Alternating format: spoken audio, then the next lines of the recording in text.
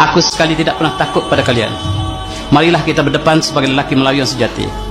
Engkau kendolah panji perjuanganmu, aku kendong panji perjuanganku. Nyawa kita di tangan Allah. Matiku di medan perang ini tandanya sentiasalah aku hidup di sisi Allah.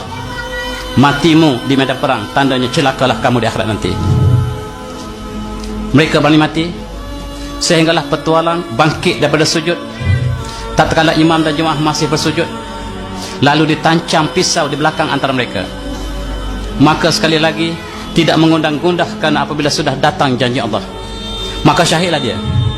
Jika ditikam itu masih hidup, maka dia akan menjadi saksi si petualang itu. Ini catatan yang disebut oleh Raja Haji. Mereka bersolat, sama-sama bersujud. Sujud mereka panjang. Kawan sebelah bangun tikam kawan sebelah, seluruh mati. Itulah pengkhianatan yang menyebabkan Raja Haji kalah. Raja Haji sempat menulis di atas sejadah, menulis naskah ini. Dia kata di akhirnya, sekiranya perjuangan aku ini benar, wahai ilahi, kekalkan tulisan aku ini.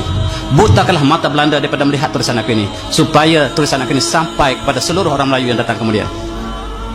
Barangkali perjuangannya benar, sampai pada kita Syed Salin menunjukkan perjuangannya lah dikhianati oleh bangsa yang sendiri.